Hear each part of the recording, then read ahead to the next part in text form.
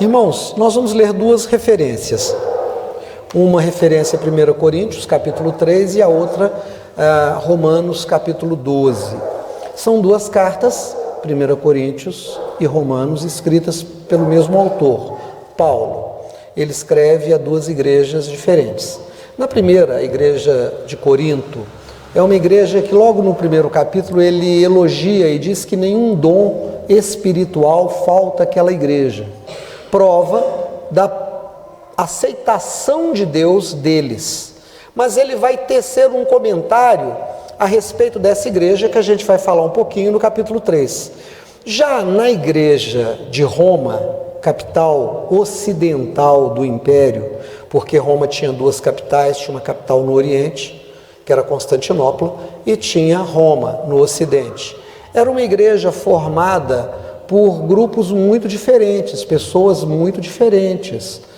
E ali existiam alguns problemas, mas Paulo vai dar outros conselhos. Uma igreja aparentemente com potencial para ser perfeita, ele dá um tipo de conselho. Uma outra que tinha muitos problemas, ele vai dar outra e a gente vai falar sobre essa relação. Capítulo 3 de 1 Coríntios. E eu, irmãos, não vos pude falar como a espirituais, mas como a carnais, como a meninos em Cristo. Com leite vos criei, não com manjar, porque ainda não podeis, nem tampouco agora podeis também. Porque ainda sois carnais, pois havendo entre vós invejas, ciúmes, contendas, divisões, não sois porventura carnais e não andais segundo os homens? Porque dizendo um, eu sou de Paulo, e outro, eu de Apolo, porventura não sois carnais? Quem é Paulo? Quem é Apolo? São ministros pelos quais crestes, e conforme o que o Senhor deu a cada um. Eu plantei, Apolo regou, mas Deus deu o crescimento, pelo que nem o que planta é alguma coisa, nem o que rega, mas Deus que dá o crescimento. Ora, o que planta e o que rega são um, mas cada um receberá o seu galardão segundo o seu trabalho, porque nós somos cooperadores de Deus, vós sois a lavoura de Deus. Amém. Agora vá, por favor, um pouco antes, Romanos capítulo 12. Rogo-vos, pois, irmãos, pela compaixão de Deus, que apresenteis o vosso corpo em sacrifício vivo, santo e agradável a Deus, que é o vosso culto racional. E não vos conformeis com este mundo, mas transformai-vos pela renovação do vosso entendimento, para que experimenteis qual seja a boa, agradável e perfeita vontade de Deus. Porque pela graça que me é dada, digo a cada um dentre vós que não saiba mais do que convém saber, mas que saiba com moderação, temperança, conforme a medida da fé que Deus repartiu a cada um. Pois assim como um corpo, nele temos muitos membros, e nem todos os membros têm a mesma função, assim nós que somos muitos, somos um só corpo em Cristo, mas individualmente somos membros uns dos outros, de modo que, tendo diferentes dons, segundo a graça que nos é dada, se é profecia, seja ela segundo a medida da fé. Se é ministério, seja em ministrar. Se é ensinar, haja dedicação ao ensino. Ou o que exorta, use esse dom em exortar, e o que reparte, faça com liberalidade. O que preside, com cuidado, o que exercita misericórdia, com alegria. O amor, não seja fingido. Aborrecei o mal, apegai-vos ao bem. Amai-vos cordialmente uns aos outros com amor fraternal, preferindo-vos em honra uns aos outros. Não sejais vagarosos no cuidado, sede fervorosos no espírito, servindo ao Senhor. Alegrai-vos na esperança, sede pacientes na tribulação, perseverai na oração. Comunicai com os santos nas suas necessidades, segui a hospitalidade, abençoai aos que vos perseguem, abençoai, não amaldiçoeis. Alegrai-vos com os que se alegram e chorai com os que choram. Sejam unânimes entre vós. Não ambicionei coisas altas, mas acomodai-vos às humildes. Não sejais sábios em vós mesmos. A ninguém torneis o mal por mal. Procurai as coisas honestas perante todos os homens. Se for possível, Quantos tiverem em vós, tende paz com todos os homens. Não vos vingueis a vós mesmos, amados, mas dai lugar à ira, porque está escrito: minha é a vingança, eu recompensarei, diz o Senhor. Portanto, se o teu inimigo tiver fome, dá-lhe de comer. Se tiver sede, dá-lhe de beber. Porque fazendo isto, amontoarás brasa de fogo sobre a tua cabeça. Não te deixes vencer do mal, mas vence o mal com o bem. Amém. Hoje pela manhã nós falamos pela segunda vez sobre a formação da igreja a partir de dois grandes blocos. Quando a gente fala de igreja, a gente está falando dessa instituição que está no mundo com duas propostas divinas. A primeira é se tornar uma reserva moral, é se tornar um referencial de coisa certa, de pensamento certo, de honestidade, de boa vida enquanto se vive, sem prejudicar a vida dos outros. A segunda, além de ser reserva moral, a igreja tem a função profética, de anunciar que Deus absolverá todas as coisas em si mesmo, no final de um tempo.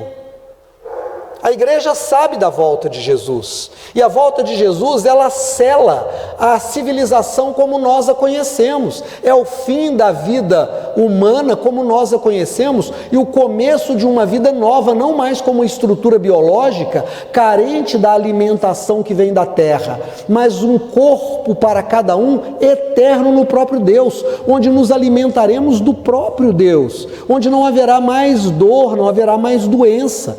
Então a igreja ela tem essa função de ser reserva moral e tem a função de ser profeta de um tempo novo, de um mundo novo. Não é à toa que a metáfora histórica foi a saída do Egito, a caminhada no deserto para entrar em Canaã, a terra prometida. Se você vai estudar Hebreus, você vai encontrar ali pelo capítulo 3 e 4 a explicação dessa metáfora. Quando ele diz, nós ainda estamos caminhando, não entramos nós no descanso de Deus, resta ainda um descanso para o povo de Deus. Então a igreja precisa ser reserva moral, ter as suas vestes brancas, imaculadas, não trazendo nenhuma sujeira, não podendo ser acusada de nada por ninguém, e ao mesmo tempo tem que ser voz profética o tempo inteiro, mostrando às pessoas de todas as épocas, de todos os lugares, o caminho para chegar a Deus. Mas a igreja é formada de dois blocos. O primeiro bloco é a consequência de fenômenos históricos. Eu tenho falado isso desde a escola dominical da semana passada e falei hoje. Nós nos reconhecemos enquanto associação eclesiástica, nós nos reconhecemos enquanto grupo religioso a partir de fenômenos históricos, de fatos históricos. Fomos colonizados por cristãos católicos, então temos uma gênese católica. Algum tempo depois recebemos uma influência cristã, protestante, americana do norte, e recebemos uma visão muito americanizada, e a igreja neopentecostal é basicamente uma cópia da igreja americana. E vai seguindo esse caminho, mas a gente entende isso a partir de fenômenos históricos. Isso explica por que as raízes africanas são tão fortes também no solo religioso brasileiro. Porque chegaram aqui escravizados muitas pessoas, trazendo a sua cultura, o seu culto religioso, encontraram aqui indígenas, povos originários, já estavam aqui nos vários lugares que formam o Brasil, e também já tinham a sua cultura e os seus muitos cultos, se fundem e criam também uma religiosidade que está nesse solo. E essa fusão a gente entende a partir disso. Então somos sim atingidos, somos sim condicionados por fenômenos históricos. Mas a igreja tem um segundo bloco, que é o bloco da interferência de Deus. do milagre, da ação extraordinária. E eu explicava hoje de manhã o que é ordinário. O ordinário é aquilo que está na ordem do dia, é aquilo que quando começa o dia já está estabelecido para acontecer. Então nós já temos uma perspectiva do que será a nossa vida, do que será a vida comum, e de repente Deus invade a agenda humana e transforma todas as coisas, e aquilo que era tragédia anunciada se transforma em algo cheio de vida, e aquilo que cheirava morte passa a cheirar vida. Foi assim com Lázaro. Lázaro já estava morto, era uma certeza ordinária, fazia parte da ordem do dia. Está morto, vai permanecer morto. E o extraordinário invade aquela sepultura quando Jesus diz: sai para fora, Lázaro. E ele sai amarrado, mas já não sai mais apodrecido de 4 dias. Houve algo extraordinário, uma reversão no processo de apodrecimento da carne, a volta do espírito, e ele é entregue à sua família, e muitos outros milagres. Então a igreja também é formada pelo sobrenatural de Deus. Qual é o grande problema? O grande problema é que quase sempre é muito mais fácil a gente esquecer a ação de Deus dentro da igreja e a gente se adequar àquilo que vem da experiência meramente humana. É por isso, é por essa faceta tão humanizada da igreja, que se afasta muitas vezes da vontade de Deus, mas que se aproxima da vontade do homem. Por isso as guerras, as grandes guerras que a humanidade teve, todas elas tiveram, se não uma razão religiosa, tiveram anuência religiosa, tiveram um consentimento religioso. Gente, não tem o menor sentido você pegar uma religião que prega paz e colocar os seus sacerdotes na frente de batalha. Não tem o menor sentido você mandar para frente de guerra. Não tem como justificar violência a partir de argumentos religiosos. Não se juntam, mas a igreja faz, e as pessoas defendem isso. Por isso nós vimos a pauta do armamento, não do desarmamento, do armamento dentro das igrejas. Nós vimos pastores que eram considerados colunas da igreja, alegres por poderem comprar os seus revólveres, as suas pistolas. Nós vimos pessoas que eram referências de santidade, defendendo a morte de pessoas que eles chamavam de bandidos. Onde é que ficava a manifestação do milagre de Deus, a tolerância, o amor? Na esfera apenas de Deus. Essas pessoas se ativeram apenas a parte humana da igreja. Não é à toa que nós estamos vendo a concentração de riqueza também nas mãos de algumas personalidades religiosas. O poder político de alguns líderes religiosos hoje é invejado por políticos históricos, porque eles manobram a consciência de milhares e milhões de pessoas. Isso não faz parte do propósito divino da ação sobrenatural de Deus na igreja. Isso faz parte de fenômenos históricos. E aí dentro disso nós temos 2 orientações de Paulo. A primeira é Paulo falando aos Coríntios no capítulo 3. Paulo vai dizer para os Coríntios o seguinte, eu vou relembrar aqui, ele diz assim: e eu, irmãos, não vos pude falar como a espirituais, mas como a carnais, como a meninos em Cristo. Espera aí, Paulo, ele começa a carta de Coríntios dizendo que nenhum dom faltava a eles, prova inequívoca da eleição deles para a salvação pela fé em Jesus. A prova estava ali, não faltava nenhum dom, eles receberam os dons do Espírito Santo, mas Paulo diz: não posso tratar vocês como espirituais porque vocês não são.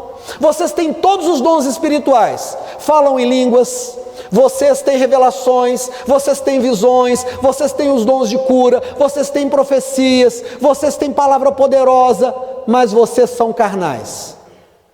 Mas vocês são crianças, vocês não cresceram, vocês têm a síndrome do Peter Pan. Sabe o Peter Pan daquela historinha, aquele menino que vai para a terra do nunca e ele não cresce? Ele e aqueles meninos que vivem lá com ele, eles não crescem, passam os anos e eles continuam crianças. Paulo está dizendo à igreja de Corinto: vocês são uma igreja infantilizada. E por que vocês são uma igreja infantilizada? Porque vocês fazem entre vocês divisões. Um de vocês diz: eu sou de Paulo, Outro diz, eu sou de Apolo. Outro diz que nem Paulo nem Apolo, eu sou de Pedro. Pedro é que tem a unção. Pedro andou com Jesus. E outro diz, mas Paulo anunciou Jesus mais do que Pedro. Outro diz, vocês não ouviram o Apolo pregando? A eloquência de Apolo é algo extraordinário. E a igreja começa a se dividir. E ele diz, não, havendo entre vocês esse tipo de divisão, vocês são crianças espirituais, não há entre vocês uma espiritualidade madura. E ele diz, quem é Paulo? Quem é Apolo? Quem é Pedro? Não são todos trabalhadores que Deus colocou para trabalhar na sua plantação? Porque um planta, o outro rega, o outro colhe, mas a plantação não pertence a nenhum dos três, pertence a Deus. Ele diz, olha, Paulo, Pedro e Apolo são só trabalhadores numa lavoura, mas a lavoura de Deus é cada um de vocês. Vocês são a lavoura de Deus e Deus é o Senhor. Vocês deveriam se unir em torno de Deus e não de Apolo, e não de Pedro, e não de qualquer outro. Sabe, irmãos, nós vivemos um tempo em que a infantilidade da igreja vem por fenômenos históricos. Quando nos Estados Unidos a televisão explodiu, a igreja de lá fez com que os pastores chegassem até a televisão e os pastores televisivos começaram. E as grandes bandas foram trazidas para frente da televisão, para dentro dos grandes templos. E as pessoas começaram a ter cultos religiosos que alcançavam milhares de pessoas no país inteiro. E esse modelo foi importado para cá. E de repente as pessoas começaram a gostar do pastor Rex Ramba, outros começaram a gostar do pastor Jim Suega, e outros gostaram de outro pastor, e de outro, e de outro. O Brasil não foi diferente, nós começamos a fazer isso. Há uns anos atrás, os crentes mais antigos vão se lembrar, quando ainda tínhamos alguns pastores pregando o Evangelho de Jesus na televisão, e eles diziam ao final dos programas, eles diziam assim, pregavam, e fazia um apelo, você que aceita Jesus, você quer entregar sua vida a Jesus, ajoelha aí onde você está. E muitas pessoas aceitaram Jesus assim, eles diziam, olha, procura uma igreja evangélica aí próximo da sua casa. Era igreja presbiteriana na televisão, era igreja adventista, era igreja batista, era Assembleia de Deus, não interessava. Eles diziam, procure uma igreja evangélica aí próximo da sua casa. Não interessa, o programa é presbiteriano, mas se você achou uma batista, está ótimo.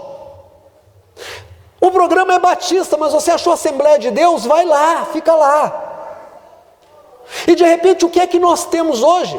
Nós temos hoje as pessoas orgulhosas pela igreja de grife, a igreja de marca, porque nós somos uma igreja com 50 mil pessoas, como se fosse um plus, um a mais, um especial, ter 50 mil pessoas.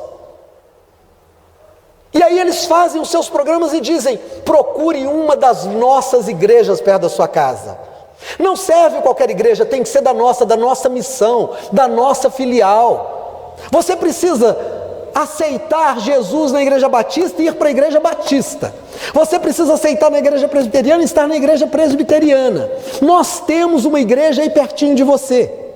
Um amigo meu, de uma das filiais de uma dessas grandes igrejas de Belo Horizonte, tiveram um problema sério com a liderança que foi mandada numa troca de liderança. A igreja não se adaptou ao pastor e procuraram então o presidente da grande denominação e levaram ali a sua discordância, e o pastor não tinha como resolver. Eles disseram, olha, então nós vamos procurar outra igreja para nós. E aquele presidente disse, não, calma, não preciso sair. Aqui na igreja nós temos, vocês querem um culto tradicional? Nós temos. Vocês querem um culto pentecostal? Nós temos. Vocês querem um culto mais alegre? A gente tem o que vocês quiserem. Irmãos, não é mais uma questão de fazer a pessoa se desenvolver espiritualmente, é uma questão de segurar o membro. É uma questão de dizer, nós temos que crescer, nós somos melhores. E de repente você pinta a igreja toda de preto, porque lá no raio dos Estados Unidos estão fazendo isso, fazem isso aqui também. E de repente você entra, a igreja está toda apagada e um facho de luz só no altar, e todo mundo no escuro, e parece que esse negócio é legal. E de repente você começa a usar nome em inglês, é Church Power. É espaço kids. Você não tem mais sequer a sua língua, você começa a falar um outro idioma que sequer é uma língua estranha, espiritual.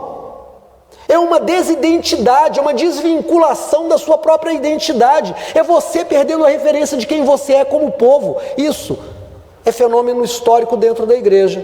E a igreja vai começar a dizer, sabe de que igreja que eu sou? Eu sou da igreja fulana de tal. Eu gosto do pastor fulano de tal. Quem que vai pregar aqui hoje? Me lembro de uma vez que uma senhora chegou aqui na igreja e viu o pastor Léo estava aqui. Ela chegou dali, olhou e falou, ela não gostava do pastor Léo. Ela olhou e falou assim, quem vai pregar hoje? Alguém disse, pastor Léo. Ela foi embora. Ela não veio para adorar a Deus. Ela veio para ouvir o pastor Ademir, que ela gostava de mim. Mas quem ia ter a palavra naquela noite era o pastor Léo. O que uma pessoa espiritual faria, irmãos, ainda que não gostasse dele? Senhor, o Senhor usou, e eu não estou comparando Léo a nada, mas a gente, lendo a Bíblia, Deus usou um mudo animal para dar um recado a um profeta, Balaão. Ainda que eu não goste, se naquela noite Deus quer usar aquela pessoa para falar comigo, se Deus quer usar aquela pessoa para me dar uma cura, se Deus quer usar aquela pessoa para me entregar uma profecia, vai acontecer. Quando eu venho para a igreja, eu não posso estar como a igreja de Corinto, uma igreja dividida. Eu tenho que ser uma igreja que se atém a Deus. Por isso eu gosto do Salmo 123. O Salmo 123 vai dizer assim: como os olhos das servas estão fitas nas mãos da sua senhora, assim como os olhos dos servos estão fitos nas mãos dos seus senhores, os nossos olhos estão fitos em ti, ó Deus, até que tu tenhas misericórdia de nós. A igreja madura não é a igreja que gosta da placa lá fora escrito comunidade cristã. A igreja madura não é a igreja que está orgulhosa porque é Lagoinha, não é porque é Getsemane, não é porque é Assembleia de Deus, não é porque é Maranata, não é porque é Adventista, é porque ela é de Deus. Hoje teve um visitante aqui de manhã, ele disse, olha, eu não podia ir na sede da minha igreja, passei aqui, falei, Deus, eu não posso ficar sem igreja. Ele veio aqui e entrou. E estava comigo o pastor Zé, e ele falou, eu precisava ter ouvido tudo que eu vi aqui na escola dominical. Não foi isso que ele falou? Deus falou comigo aqui, irmãos, não é a igreja que ele frequenta regularmente, mas foi a igreja onde Deus falou ao coração dele. Com o estudo talvez não tenha falado ao coração de ninguém mais, mas falou com ele nesse dia. A igreja de Corinto, embora tivesse todos os dons e fosse com isso uma prova sem equívoco, a eleição deles para a graça pela fé em Jesus, era uma igreja de crianças espirituais.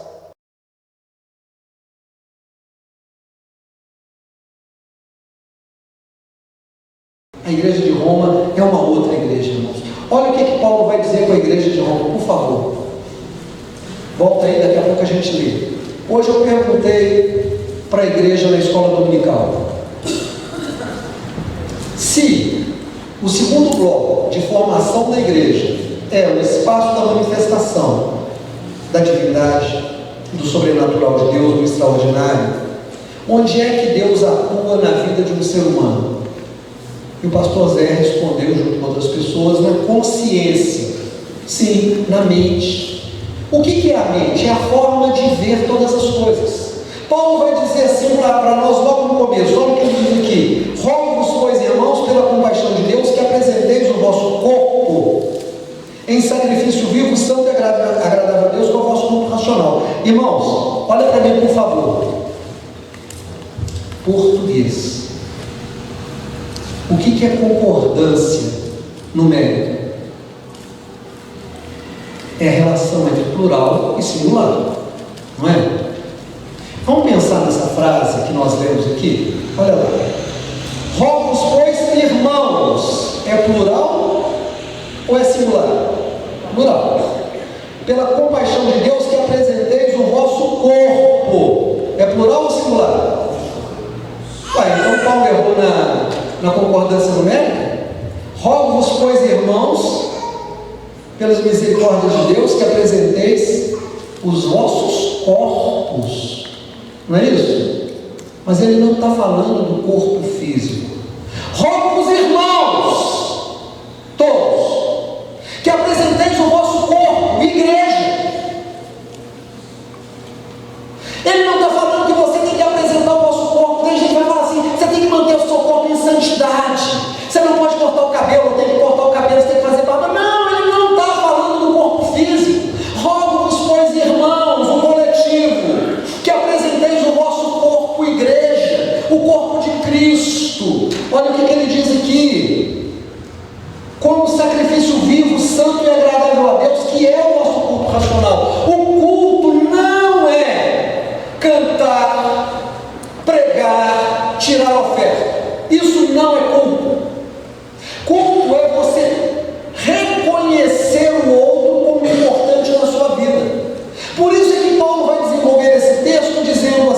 capítulo 12. Assim como um corpo tem muitos membros e esses membros têm funções, porque o corpo não é só braço, o corpo não é só olho, o corpo não é só pé, mas o braço precisa de todos os outros pedaços do corpo, de todas as outras funções que esses pedaços realizam.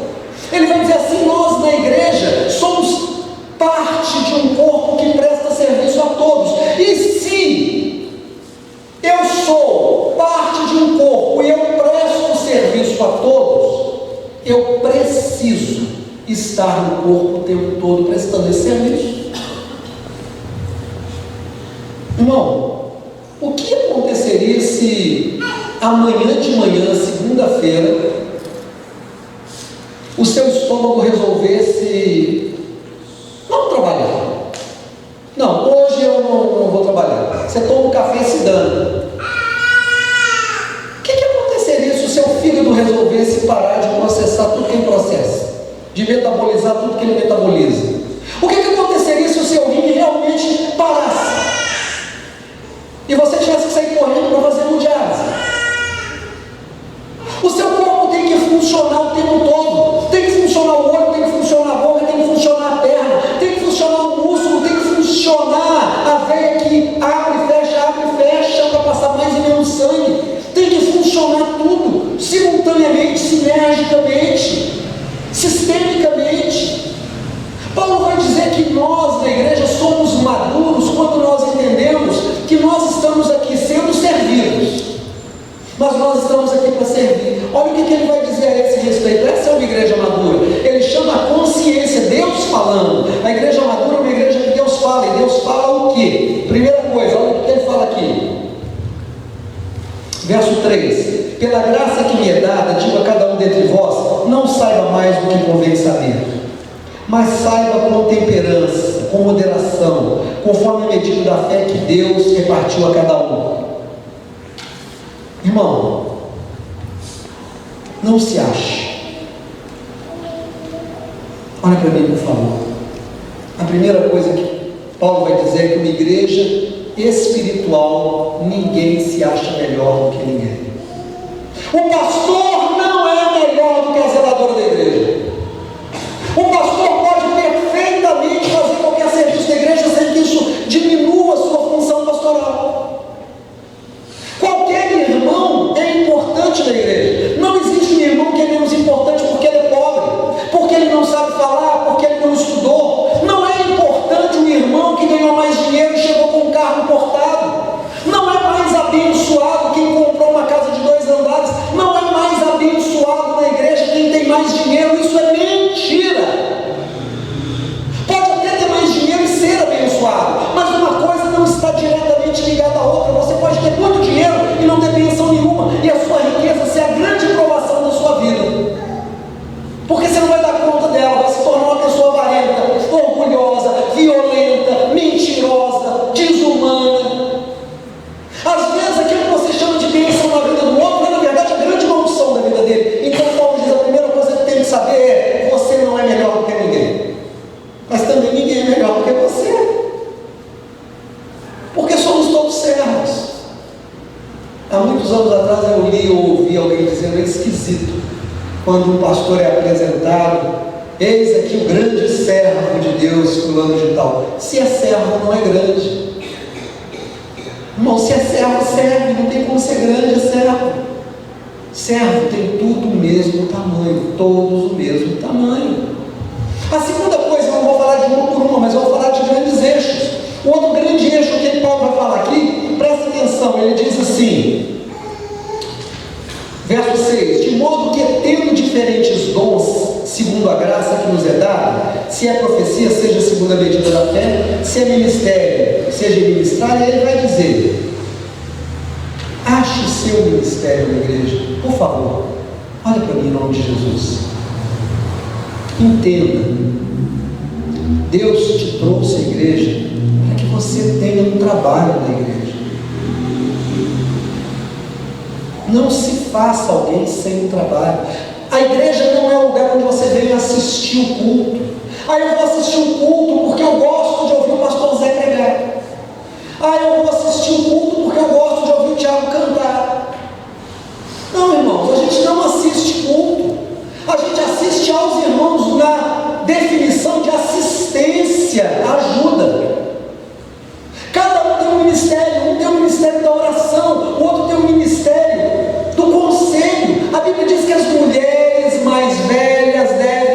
conselheiras das mulheres mais novas. Quem já passou perrengues no casamento e os venceu, pode aconselhar os mais jovens que estão começando a vida.